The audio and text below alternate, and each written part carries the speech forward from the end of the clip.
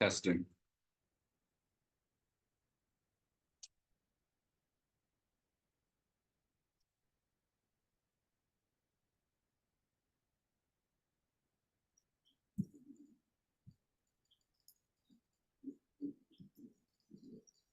Testing.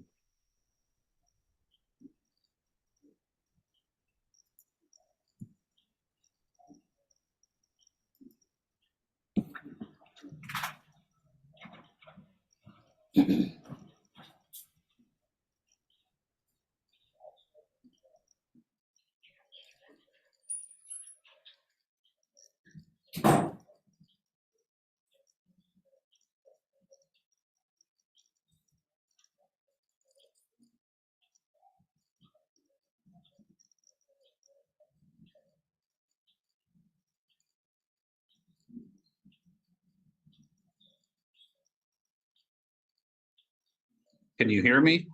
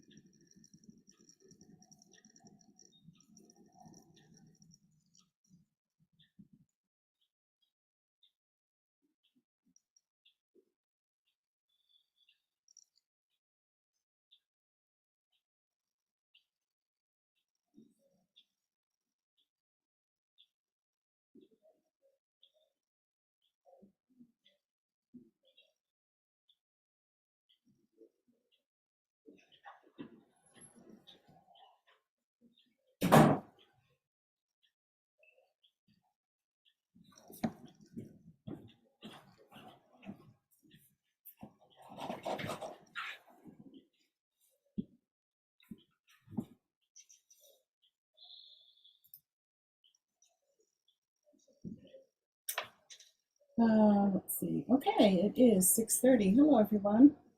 Can you hear me? Yes. Can you hear me? Okay.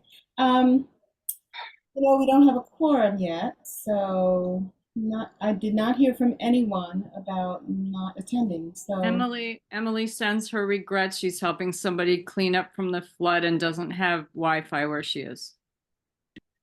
okay. And Greg, you're no longer in that same place, right? You're high and dry now. Oh, no. Yeah, I'm good. That's good. It's first time in a long time I didn't have to worry at all about, flooding. Good, good. It feels weird.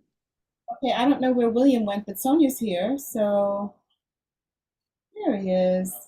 Okay, so I'm going to open the meeting, our committee meeting.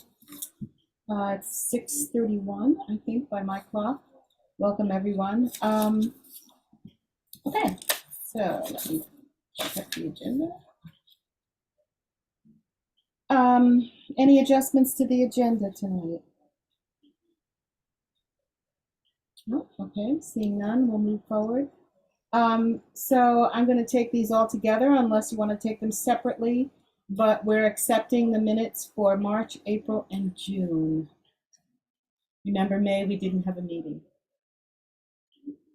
So do I have a motion or a question, or do people need changes? So moved. Okay, do I have a second? Second. Okay, so how are we voting on this? All of those in favor of accepting the minutes, say aye or raise that little golden hand or put up your thumb or something. Aye. Aye. Aye from, well, I'll just break the tie.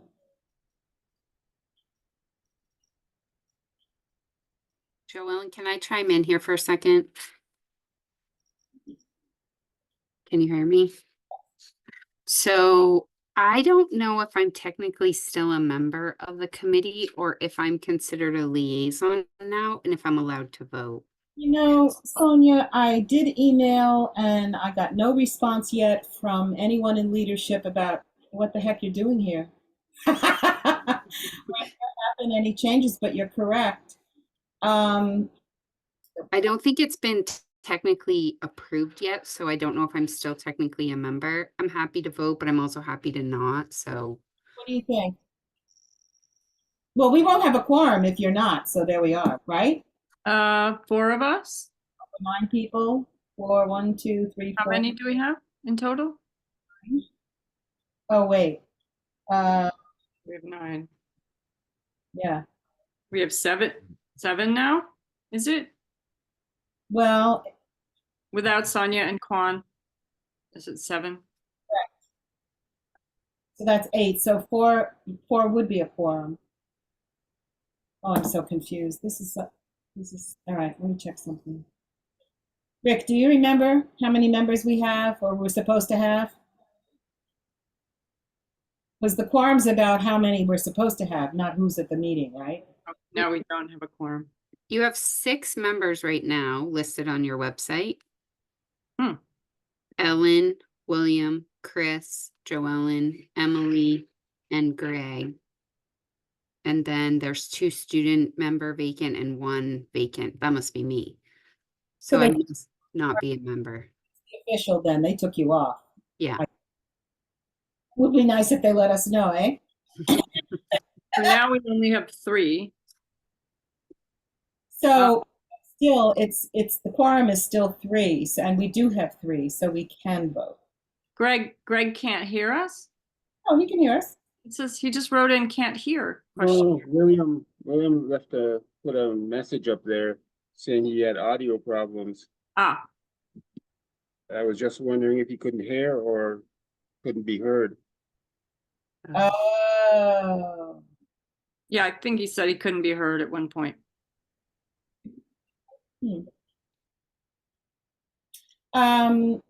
Well, there's 3 of us, and not counting Sonia. Apologies, Sonia, for not counting you as that.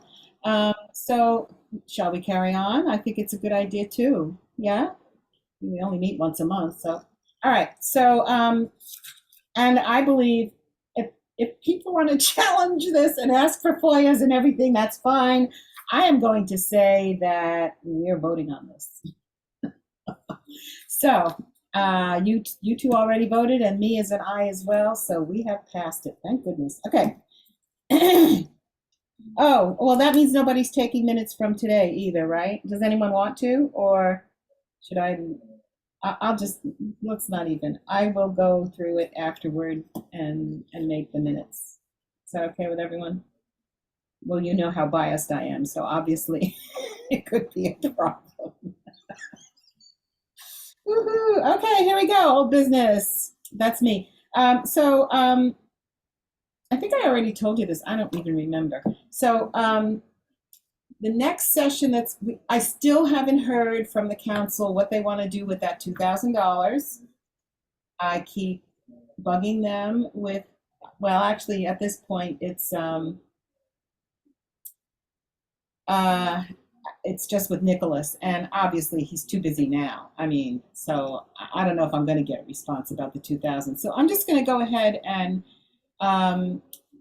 do the prep for the next session, which would be, hello, William, welcome back. Can you hear us?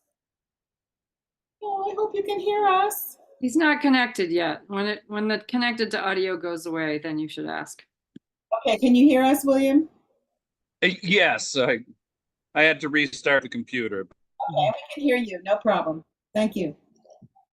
Anyway, so I'm gonna look to schedule a 2 Saturday sessions for 2 Saturday mornings back to back, and Christy's okay with that. She has changed her position at the school, so actually at the college, so her schedule is a little more flexible, and Saturday is fine with her anyway. So it would be 2 Saturday mornings in a row, and I have a list of people who were interested in that anyway. but obviously I'll put it out there again. And this time, put it out to the general public, to the people in the municipal, in our government, and also the workers. You know, we'll do that tier as well as open it up. And I believe she was looking toward having, obviously increasing the numbers. But that, in case we don't get that $2,000 back, she has agreed to also use that as a training session, so that the people who attend who also want to be facilitators in this program or in this workshop would attend, even if you did before. And so you would be able to kind of, it's not like an intern, but you would be, she would help us in terms of getting trained to be facilitators in the future. So that's the latest and greatest. And I'll still ask about the 2,000. If you don't remember, that was to have some mediation between our committee and the council among themselves. And you know, it doesn't really matter to me if there's active contention. I still think we could use that type of help, let's put it that way, to, you know, to keep the conversation about civil discourse alive, because I don't think the cohort is going to do that. I just don't. Maybe I'm pessimistic. I don't know. Any comments, questions, concerns about this plan?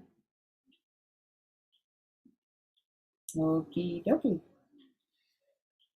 Okay, so the next thing is the priorities list. I've been thinking a lot about this since the first meeting of the city council, when the council came up with a priorities list. And I thought that was a good idea. So, you know, I've sent information to you about it, or rather, you know, stuff to think about it. But then after I looked at the list, I thought, you know, lists aren't good enough. We really have to parse it a little bit more closely. And that's why I sent the second document with the grid, because it occurred to me that we've done this before, kind of thought about things that we want to do, and not in such a formal way.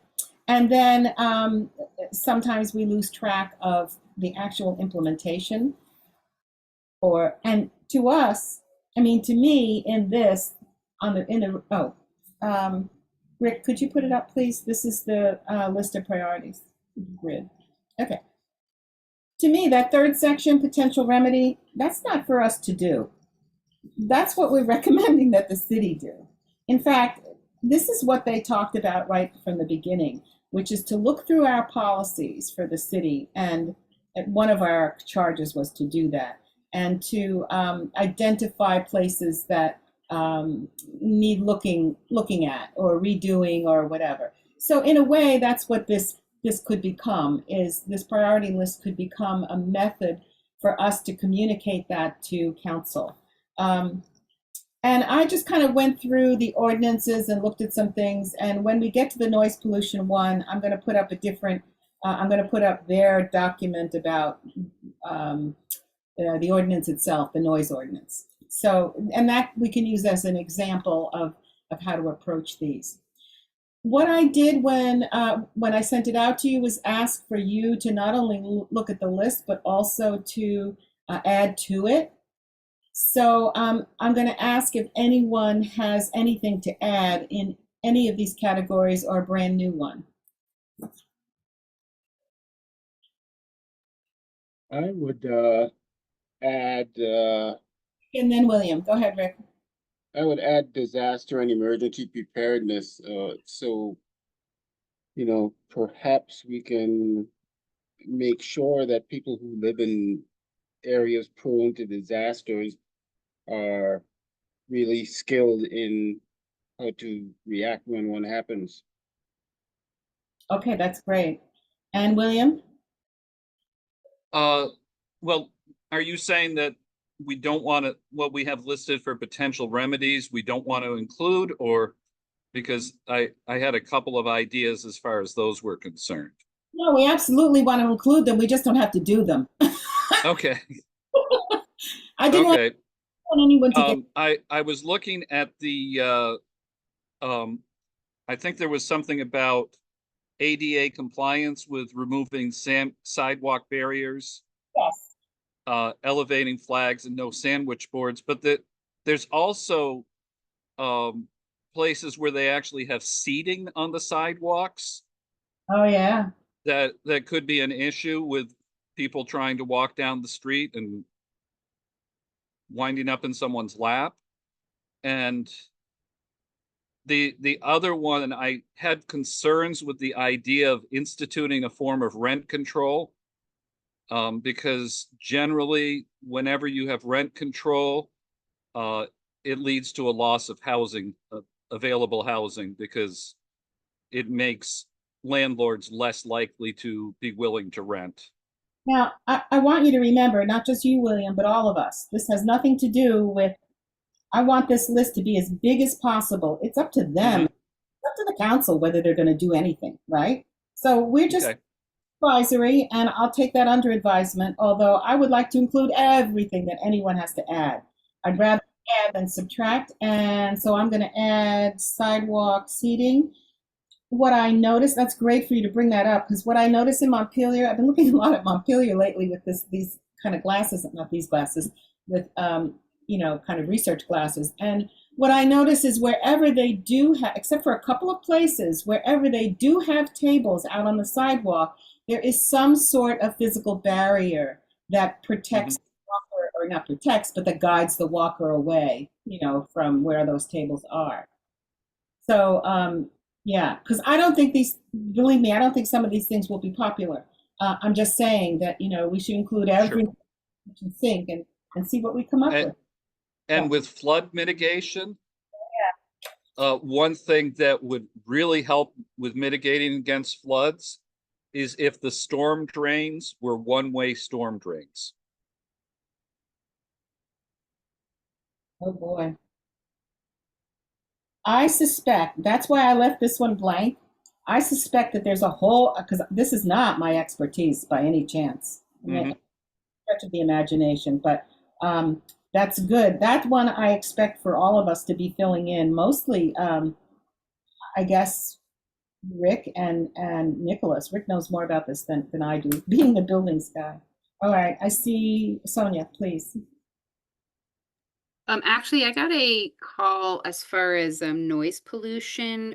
Not a call. I got a message from someone that lives in Ward 1 and was interested in discussing noise pollution and maybe talking about prohibiting jake brakes, the use of jake brakes by trucks in the city, because it's loud and noise pollution. So I said I would look into it, and I think this is actually a really good way to have that conversation. So When we get down to noise pollution, that's the one I did the most research on in terms of ordinances. So we can actually go through them, and you'll see,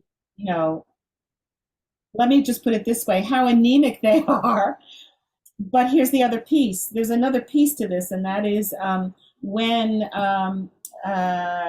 they do the planning and zoning documents. So I haven't done the research in the zoning documents because it means I have to go down to City Hall, which I'm not looking forward to. Not because I don't like City Hall, but because, of the environment.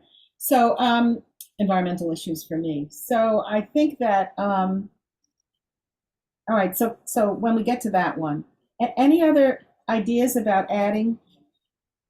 I mean, we'll have time. I'm not going to present this right away. But I want to get moving on this because, I think it'll be helpful for us and for the city to see what we're thinking about in terms of looking at kind of the general condition of the city as much as possible and coming up with priorities. So I don't see anybody else. All right. So do you want to go through these, or how do you want to do this? Because maybe something will be generated in your memory or your ideas as we go through each one, and then we'll pick apart the noise pollution. Is that okay? Alrighty. So air quality and pollution. So obviously the things that it affects. that first line was, I guess, premonitory. Immediate removal of all remaining flood dust. So here's the thing. I had a meeting with Teddy, Councilor Wazazak, and I told him that this is personal, though it has nothing to do with our committee. I really wanted to see the city get a real good street sweeper, and actually he put that on a list for their priorities. Is to get, you know, the kind that we borrowed from Burlington. The one that we have, I don't know if you witnessed it, going up and down the interstate access to help with the paving project there, but it was actually putting out more dust than it was picking up. So I'm not sure if it needs redoing or what, but I certainly know from talking with Nicholas also that that's something that is on his mind as well, is one of those, especially after we borrowed one and saw how effective it was. But I'm thinking that even afterward, you know, after a flood, even after we think it's all gone, every time there's a rainstorm, that silt and dust that's left in the on the lawns of people and on their cars, drivers, whatever, also becomes dust.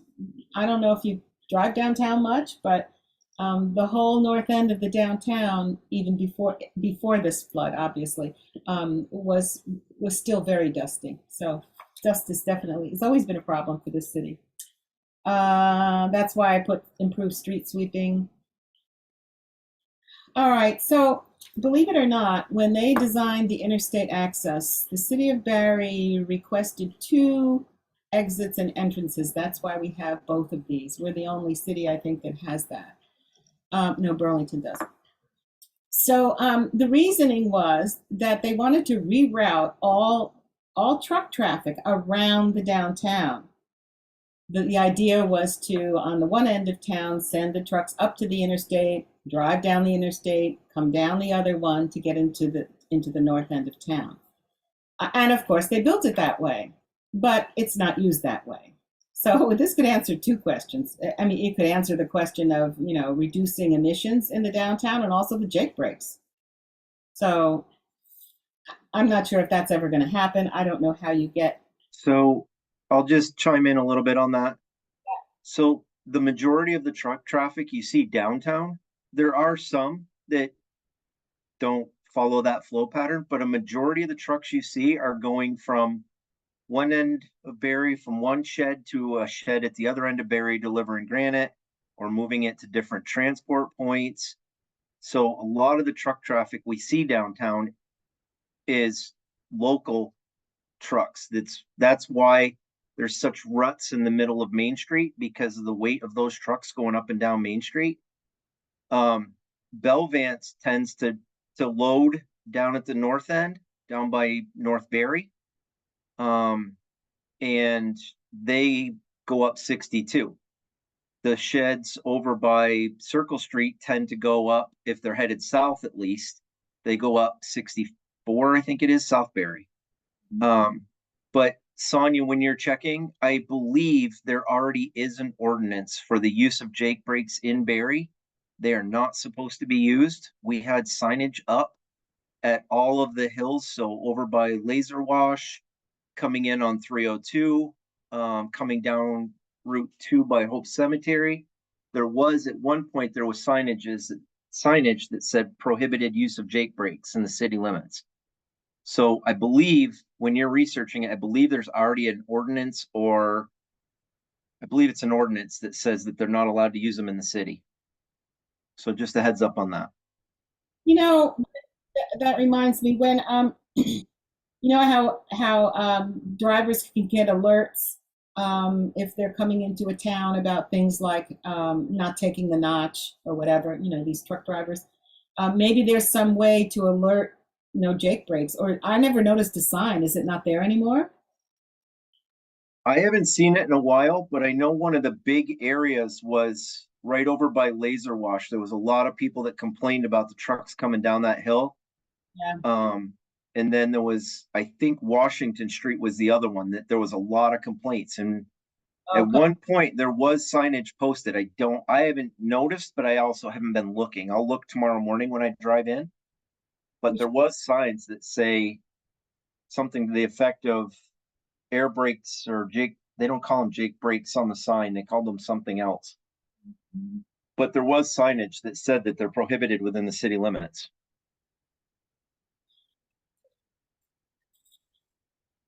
And it's just a matter of enforcement in some way. Well, and that's just it. It's the matter of enforcement. And I think that was part of when Chief Bombardier was here. I think that was the big thing, is how do we enforce it? Because we didn't have people trained in doing vehicle weight inspections, because they're not supposed to come in over certain weights without having permits, and then the city wasn't charging for permits. So I think the city has changed that now. I think there is a charge for permits again for trucking. But the problem was that we didn't have anybody trained in using the scales to weigh the trucks. And I think there was just a problem with enforcement. We have it now, the scales? I think we have one person that I know of that was trained. I don't know if he still is, and I am not sure we have scales or not. Because it seems to me that in a case like that, we could maybe borrow the scales from the state. No, they won't loan them out because they're expensive. Can we They're get really expensive. them to come on an off chance and do something like maybe in town instead of on the interstate? I mean, I think they could on 302 or Route 2. If it's a state highway, then DOT can enforce it. The gray area always gets into, Route 302 goes right down Main Street. Right. The problem is that the city has jurisdiction over the stuff on Main Street, and the state has jurisdiction over bridges and things like that. And so it's always that gray area of enforcement of who's got the control over it. And I think that's why there wasn't a lot of enforcement. I think they did stop people a few times and tell them, you're not allowed to do that. But I've noticed a lot more of dump trucks coming in that are doing it all the time. Yeah. I've noticed it even just going up towards Hope Cemetery. They literally hit the air brakes coming by Hope Cemetery and ride them all the way to the bottom of the hill. So, but it is something I'm pretty sure, if it's not still an ordinance, it was an ordinance. Okay, we'll have to check on that. So I'm gonna go. I would like you all to look at this before our next meeting and add anything, or you could certainly send it to me. I'll put it up on the Google Docs. And let's just go to noise pollution to delve a little deeper into that, because that's the only one I've done any other kind of research on, unless someone else has something to say about property taxes. That's not much we can do about that. Or we can advocate for things. Okay, Rick, could you put up the, I sent you another document. I don't know what it's called. I don't remember what it's called. It was about noise pollution. I mean, it was about a noise ordinance.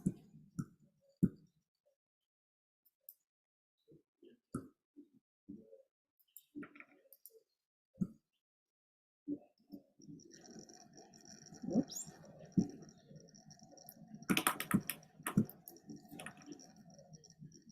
You want me to send it again?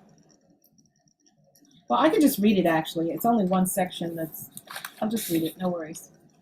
So I did send it to everyone so you can look at the whole thing. But the part that really speaks to some of these things, for example, in the ordinance piece where it's exemptions, the first exemption, this would be way down by ordinances, that's on the second page. All safety signals and warning devices or any other device used to alert persons to any emergency. So that, to me, the train whistle would qualify for that. And that is one of the loudest. It fails OSHA standards for manufacturing plants.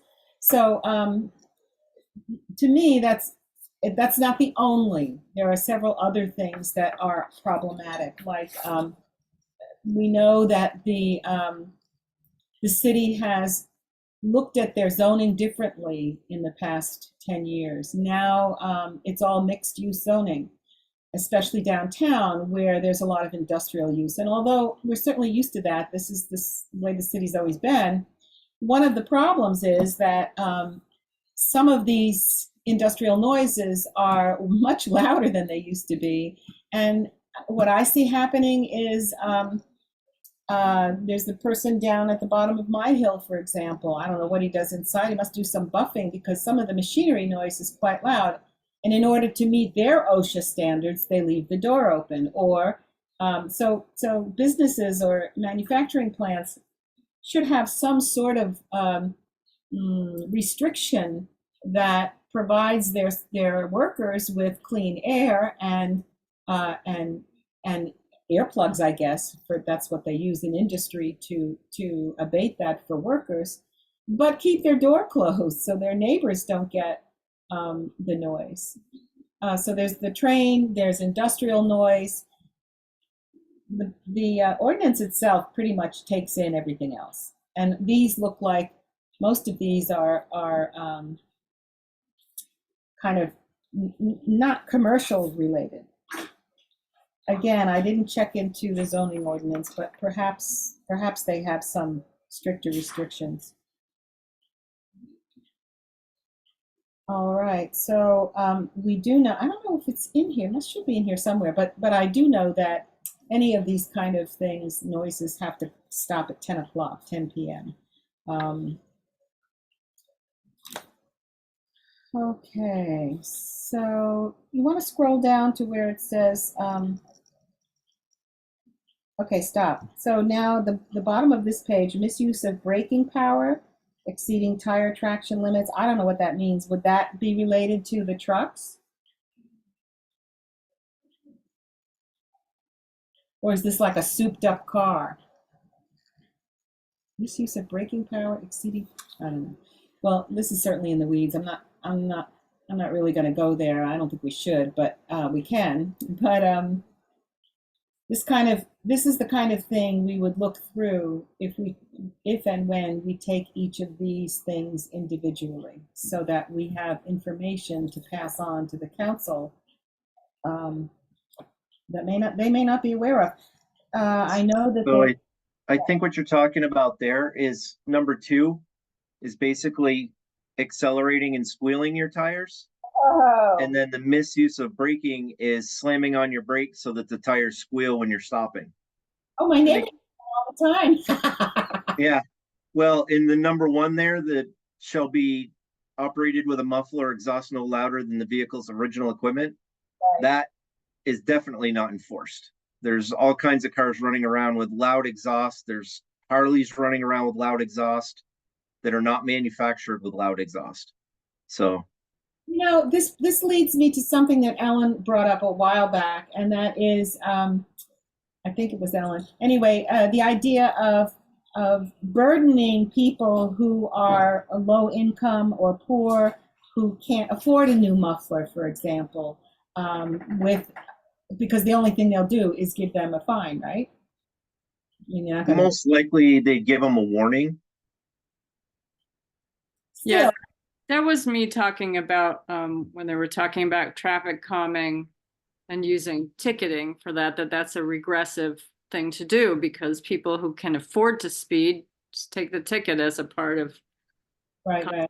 cost of driving their car, and the other folks who cannot afford it can end up with warrants, if you don't pay them, and they start adding up, and pretty soon you're doing jail time. This happens to poor people all the time.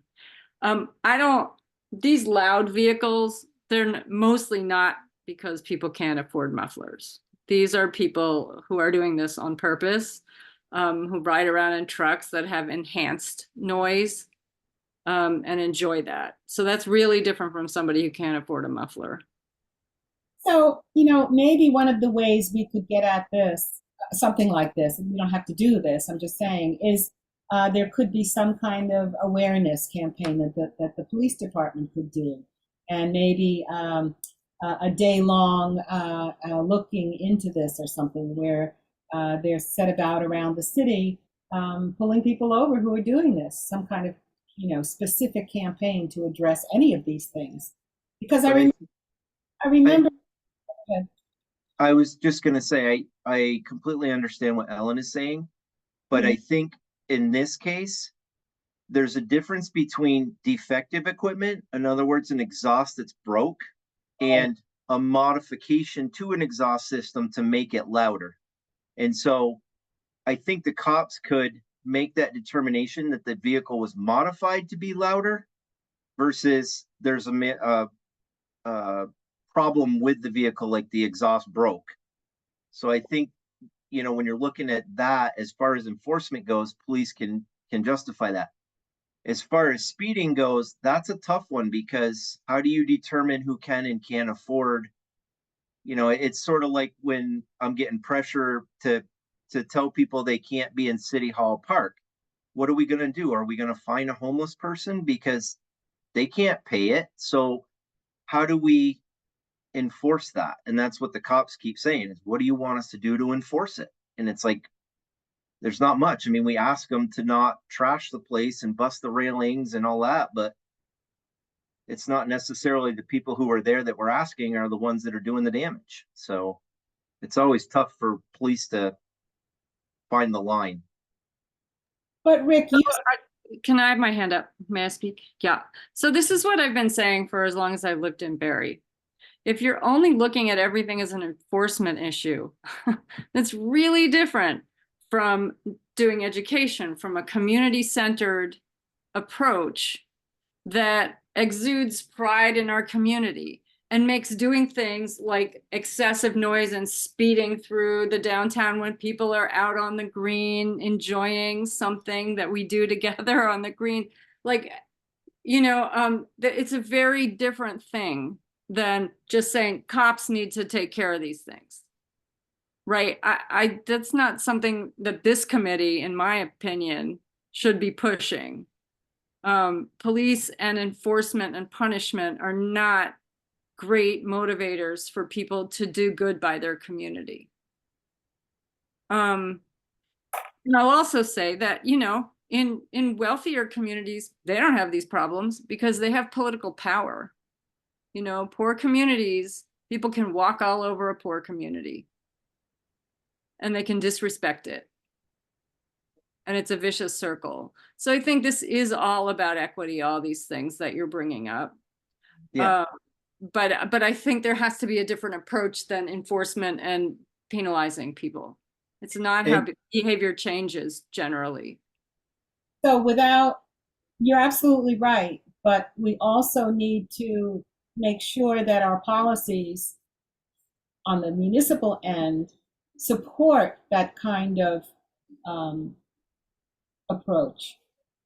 In other words, the police have a role to play as well, and in some of these things, like speeding through the city, I mean, I prefer education model as well, but it's like you said, it's not just the people in this community either who are neighbors who are behaving in ways that present these problems. So yeah, problem. I appreciate what you're saying though, and I agree. So you want to scroll down to where it says exceptions, because that's the one place where I think. So stop right here. Stop here. Where it starts with machinery.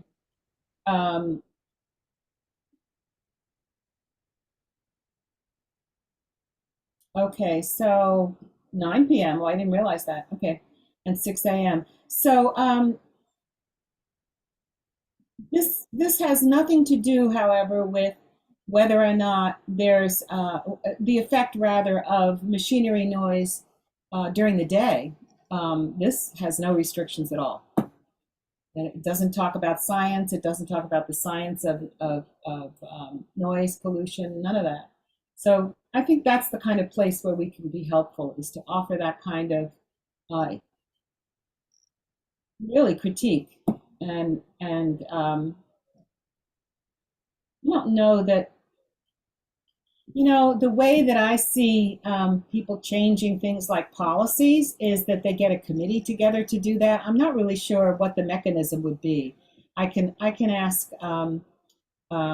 Nicholas what he thinks. I don't know if you have an idea, Rick, but I know in the past what we've done is made recommendations when there was a committee looking through a policy anyway for other reasons, like when the police group were looking at their policies. So I'm not sure how that happens. Like, who does policy changes? Who decides? The council, I'm assuming. So right now, so if you look at the PAC, the Police Advisory Committee, Yeah. the chief writes policies and he gives them to the committee to review the policies. The committee reviews the policies. And then I believe at that point, Nicholas, I'm not sure if he approves them or if he takes them to council, but I know that once the committee approves those policies that the chief wants to implement, they go to Nicholas. And then I'm just not sure what the next step is from there, whether he takes them to council, or whether he has the ability to approve them. In the past, it was not done by committee. If we wanted to change a policy is municipal, it's internal, and we could just change it. The Police Advisory Committee has a group of people that are kind of on both sides of the topics, and they review them and say, yeah, these are fair, or no, they're not fair, and we want to see this change. And they work with the chief to try to make those changes and make it better for everybody. So I think it's kind of a combination. I can change an HR policy today, and I don't need any approval or anything for it. But when it comes to police actions, I think it's great that a committee is weighing in on it, because you're getting people like Teddy, who was the first one to call for defunding the police, and you're getting people that are on the opposite side, and they work it out. They talk through it, and they come up with something that they believe will work for everybody, which I think is wonderful. I wish our whole government could be that way. This brings me to my frustration, which is, and I talked to Teddy about this, when they are doing that and going through their policies and looking at different aspects, including yourself, Rick, you don't tell us. I mean, aren't we a perfect committee to pass these things through to see if there is any issue around equity? I mean, Teddy told me about something that his committee did recently. And I said, well, you could have contacted us. And he said, oh, yeah. So how do we get to the point where we're useful in that way? Because to me, that's exactly how to implement any kind of equity program, is to be an active part of whatever they're doing, whatever different groups are doing. Like, I think who was it, DPW, that got in touch with us to look over the plan for street sweeping or something. So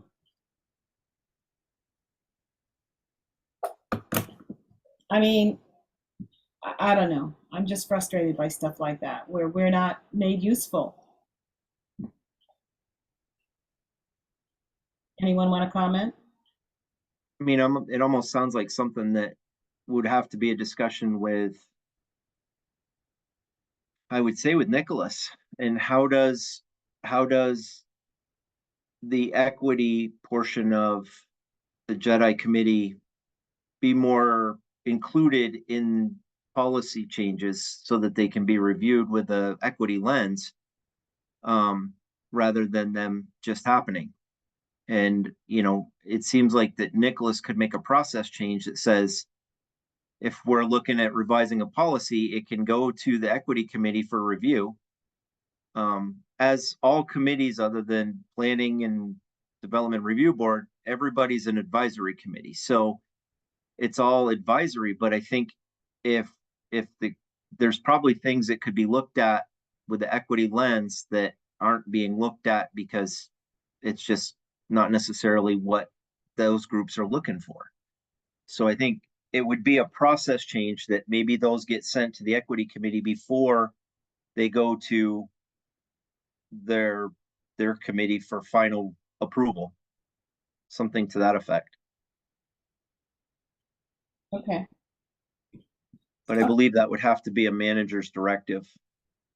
No, that's good to know. I certainly wouldn't, I don't think I would have gotten very far with the last manager. I've tried, but it could work. All right, great. Thank you. Joellen? Sonia. So my question is, because I'm trying to poke around the website a little bit while you're talking and while I'm listening. And I guess my question is, because I'm coming at this because I don't have a lot of experience on the city council, is what is the difference? It looks like there's policies and then there's ordinances and then there's our charter, right? So the charter is like the law and the ordinances are sort of the framework maybe, and then the policies are everything else. But there's a list of city council policies, but I'm guessing there's general policies and then there's finance policies, but none of those are necessarily what you were talking about, Rick, which is for the police department or HR for that matter. And so each department sort of has their own policies, it sounds like. Yes. Okay. So the police are gonna have policies like use of taser, which is not gonna fall in ordinance, or I might have, well, I'm working on one right now that talks about comp time for for salaried individuals who work 60 hours a week. And, if I have a week, so I'm salaried. So if I work 60 hours a week, I get paid 40. But if I have a week where I work 38 and a half, I have to take vacation time to get up to 40. So I'm writing a policy that basically allows salaried employees to bank a little bit of comp time to offset if we have a week where we're under. So that'd be an HR policy, but the police has, use of force policies. They have, when they can use their weapons, when they're authorized to use their weapons, that they're not allowed to kneel on somebody's neck. Those are all use of force policies. But if you go to the police page on the website, there's, I would guess probably 30 or 40 policies that they've already worked through. Okay. And I think they just did 10 more. Okay. And a lot of these aren't necessarily huge changes to the way that things have been done. It's just that Chief Vale is very transparent and he wants to make sure that the policies are available so anybody can see what the city's policies are and how we police and what our goals are. And so I think that's what they're working through, is just to basically have something clearly defined in writing that says how they're going to handle things. Okay.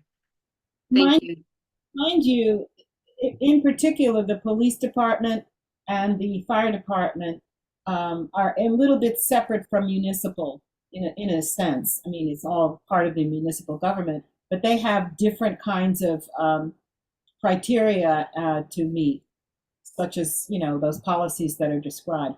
But not all of the departments, I think, have policies. Most of the other policies are HR policies. Is that right, Rick? No, finance has policies. Planning and zoning probably doesn't.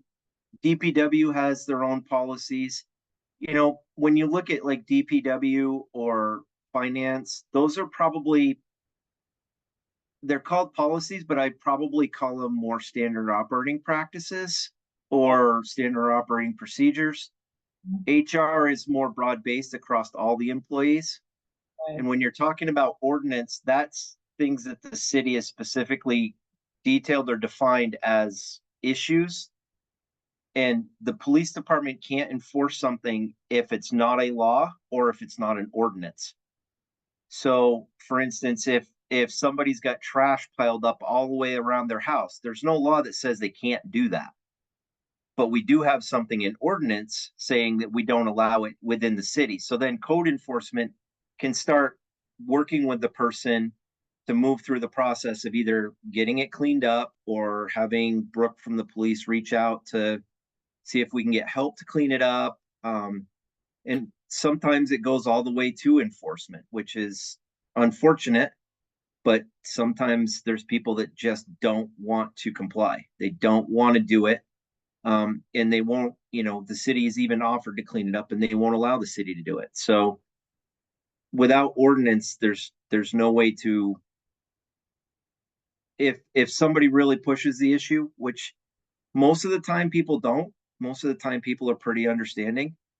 But sometimes there's landlords that just let the dumpsters overflow, and there needs to be something that the police can actually cite as a violation, like smoking in the park or drinking in the park, things like that. So, is there actually an ordinance about that, about landlords not allowing them? Because I haven't seen that. About not allowing them to, Let their, let their, there's a ordinance about the presentation, I believe it's presentation of the property. And if it's a health hazard, which overflowing dumpsters would be considered a health hazard, the health officer or code enforcement can enforce it.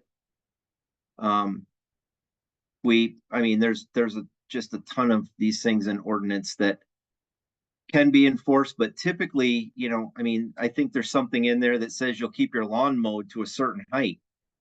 We typically don't enforce that stuff. It's more like, hey, this is a concern of your neighbors, could you, we'll hire somebody to mow it for you or whatever, but there's some people that are adamantly opposed to having their lawn mowed. And so, they pick and choose their battles. They try not to address things. If they can get people to just comply, then that's the best solution for everybody. okay. So I'm just going to, like I said, put this up on the Google Docs and have at it. If there's nothing, when we get back together again next month, let's talk about then how we could present this to the council, because we have a couple of presentations to make. To me, this would be we're supposed to present, I don't know, it was supposed to be every 4 months or something, like 3 times a year. But we haven't been doing that for various reasons. So to me, this would be like our report for this period of time, once we put this list together. So let's see if we can prepare this for the next meeting so we can all agree on whatever's in it and then figure out how to get it to the council. Is that okay for folks? Anything else on this topic for anyone? Okay, so the next thing is, okay, Rick, you can put us back to humans again if you wish. Thank you, if you could. So the only new business I put on here is to not only plan to, but also plan the content of presentations to both the Barre Area Development folks and the Barre Partnership. Actually, I invited Barre Partnership to the last meeting, and instead, I forgot her name, I'm so sorry. The person from No, Tracy's with the partnership. She came to the meeting. came? MA is from Barre Area Development. She did not come to the meeting. Okay, she's the one that was invited, but Yeah. it's the partnership person who came, right? Yeah, Tracy from the partnership. Thank you. And if you recall, when we were talking with her, she invited us to come to a board meeting. That the current board meeting or the next one was packed. But so it made me think about, well, okay, so we're going to go to the board meeting. What are we going to talk about? And so I'm looking for volunteers who want to work up a presentation to both those organizations about how to apply the equity lens to the things that they're doing. Any takers?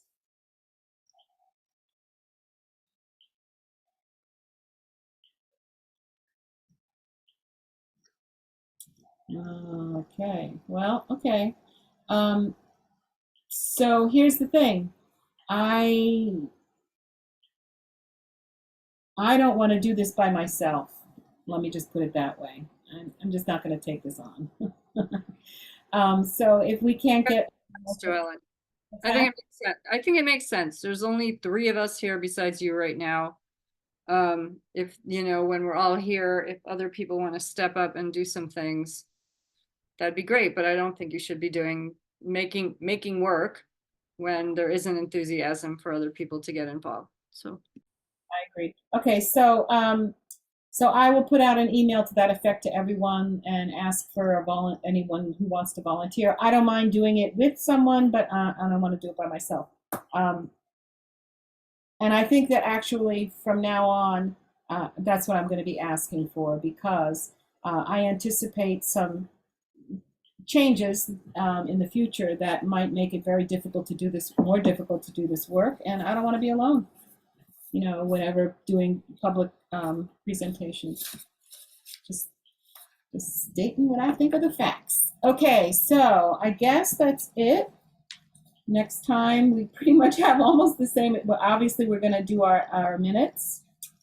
And I'll add this one to it so that we'll have July. Anything that anyone wants to put on the agenda for next time?